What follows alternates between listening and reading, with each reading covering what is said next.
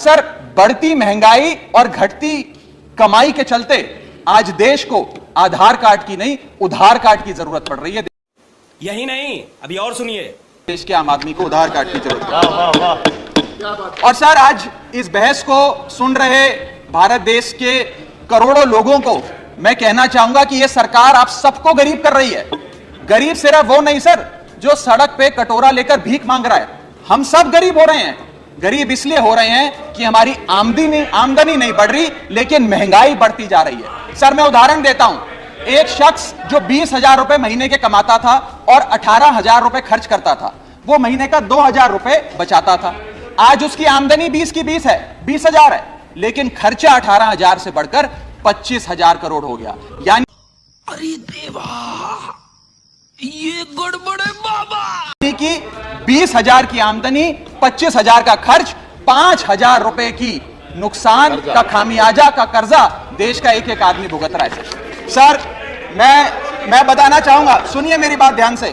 जब 2014 में महंगाई का आलम देखिए सर, 2014 में जब यह सरकार बनी थी तो पेट्रोल 55 रुपए प्रति लीटर पे बिकता था। आज पेट्रोल 100 रुपए प्रति लीटर पे बिकता है। डीजल 45 लीटर पे बिकता था, 45 रुपए प्रति लीटर। वो डीजल आज 90 रुपए प्रति लीटर पे बिक रहा है सर। एक गैस का सिलेंडर 400 रुपए का मिलता था बाजार में 2014 में जब इनकी सरकार आई थी। आज वो गैस का सिलेंडर 1100 रुपए का हो गया सर, 1100 रुपए का। दूध 1 लीटर 36 रुपए का मिलता था, दूध आज 60 रुपए प्रति लीटर हो गया है।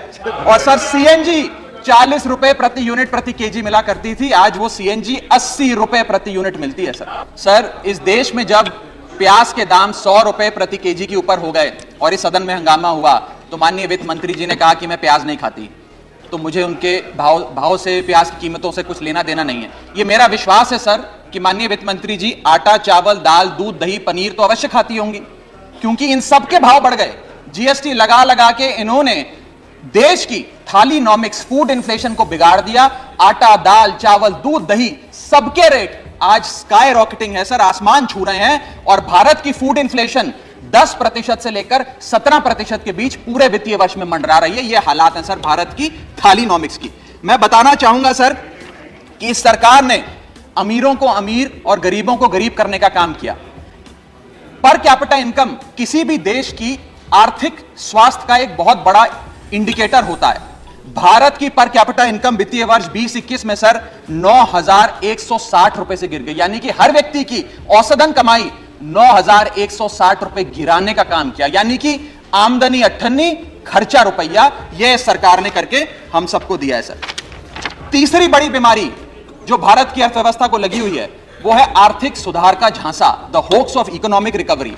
इस वित्तीय वर्ष के पहले क्वार्टर में भारत की आर्थिक विकास दर 13.5% थी। दूसरा क्वार्टर आते आते, जिसे फेस्टिवल क्वार्टर कहते हैं, जिसमें बड़े बड़े त्योहार आते हैं, जिसमें खपत भी बढ़ती है, उत्पादन भी बढ़ता है, मांग भी बढ़ती है, उस क्वार्टर में आर्थिक विकास दर 13.5% क्वार्टर 1 के मुकाबले गिरकर 6.3% पे आ गई सर, यानी कि आधी हो गई।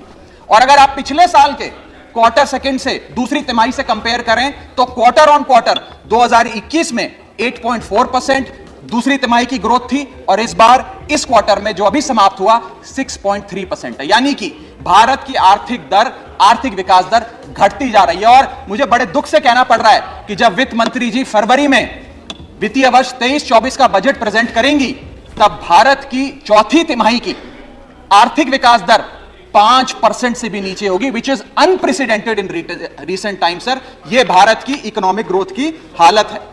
और यह वर्ष तो जो बीत गया, इस वर्ष तो आपने आर्थिक जो विकास दर था उसकी ऐसी तैसी कर दी। अगले साल के आर्थिक विकास दर के आंकड़े सुनिए। सरकार चाहती है हम 8% पे आगे बढ़ें। वर्ल्ड बैंक कहता है वित्तीय वर्ष 23-24 में हम मात्र 6% पे ग्रो करेंगे। क्रिसिल कहता है हम 6% पे ग्रो करेंगे। ओईसीडी कहता है हम 5.7% पे ग्रो करेंगे। गोल्डमैन सैक्स कहता है हम 5.3% पे ग्रो करेंगे। और आईएमएफ कहता है हम 5.1% पे ग्रो करेंगे। यानी कि भारत की अर्थव्यवस्था में ऊपर जाने की बजाय हमारी व्यवस्था नीचे आ रही है सर। चौथी और एक बड़ी बीमारी जो भारत की अर्थव्यवस्था को लगी है वो है द डेट क्राइसिस। भारत सरकार की देनदारी, भारत सरकार पे चढ़ा बहुत बड़ा कर्ज। सर, 1947 से लेकर 2014 तक, यानी कि इन 67 सालों में कई पार्टियों की सरकारें रहीं, केंद्र में कई पार्टियों ने शासन किया।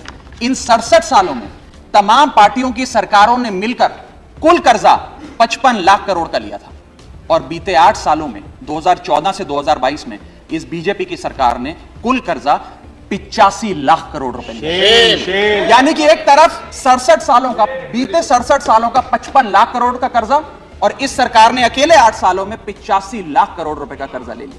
मैं पूछना चाहता हूं इनसे कि ये तो मुफ्त की रेवड़ी भी नहीं बांटते, ये तो मुफ्त की रेवड़ी में भी विश्वास नहीं रखते, तो फिर इनका कर्जा इतना कैसे बढ़ता जा रहा है? ये पैसा जा कहां रहा है, किसकी जेब में जा रहा है? दोस्तवाद की नीति के तहत कौन से इनके दोस्त हैं जिन्हें फायदा पहुंचाया जा रहा है? ये मैं पूछना चाहता हूं सर 2014 में जब भाजपा की सरकार बनी तो government debt to GDP ratio 40% था, मात्र 40%। आज government debt to GDP ratio इस देश में 90% छू रहा है सर, 90%। और इस देश की डेट की स्थिति बढ़ाकर 1,55,000 करोड़ का 1,55,000 करोड़ का कुल कर्जा इस देश ने लिया सर। पांचवी बीमारी जो भारत की अर्थव्यवस्था को लगी हुई है, पांचवा बड़ा रोग, किसानों का संकट। सर मैं बताना चाहूंगा कि बड़े बड़े उद्योगपतियों के, अपने दोस्तों के बड़े बड़े लोन्स इन लोगों ने माफ कर दिए, लेकिन भारत देश के किसान की जो कर्जा था, जो डेट था, वो पिछले 8 सालों में 53% बढ़ा है, कम नहीं हुआ सर, 53% इंक्रीज हुआ है, जिसके चलते आज एवरेज फार्मर डेट, पर फार्मर डेट इस देश की 74,000 रुपए, यानी कि 74,000 रुपए का कर्जा आज देश के हर किसान के सर पर है सर। अगर किसान अपना कर्ज का भुगतान नहीं करता तो उसके नाम के नोटिस चिपकाकर किसान की बदनामी करती है